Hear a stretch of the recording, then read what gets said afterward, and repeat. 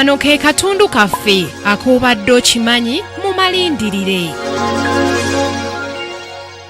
Kakungulu ng'amaze okuweebwa omulimu gw'okulaba nga Bunyoro tekola bulumbaganyi ku Buganda oluvannyuma lw'abafuzi b'amatwalo okuwa Buganda ettundutundu lya Bunyoro.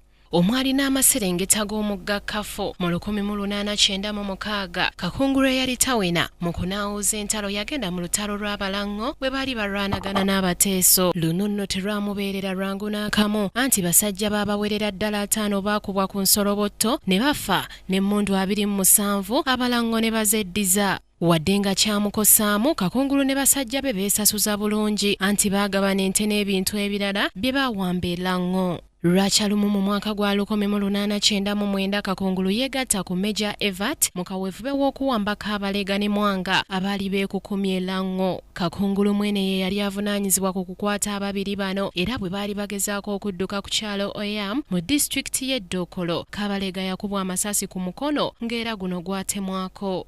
Batabani ba Kabalega Kakungulu yabakuba amasasi ne bafa era nga bino olwagwa mu matu ga Kabalega yasaba Kakungulu naye amukuba afe kuba abaana be baali bafudde naye Kakungulu n'agaana wabula n'amukwata ye ne Mwanga n'abawa Omungereza Major Evat yogayoga okutuuka e Kampala. Ku baana ba Kabalega abattibwa kwe kwali Nandereya Duhanga eyali alina okufuuka omukama. Kakungulu ng'amaze olulwana luno yaddayo e Lango ne gy'abaagalangatanyiza ekiwanga n'ekyamubeerera kizibu olw'ebikolobero bye yali akozeeyo. Mu kino yasosolebwa nnyo Abalango era baamukolako entalo nnyingi nga ne Asanasiyo Gwentamo gwe yali alonze okuba Katikkiro yattibwa e Dokolo. Kakungulu yafa mu Novemba w'omwaka 1928 ng'ennaku z'omwezi 24 era nga yafa bulwadde bwa tetanansi. Yaziikibwa e Mbale emabega w'ennyumba y'Abayudaaya gye baasinzizangamu. Ku Ra Kingdom TV amalindirire Samali Kisaache.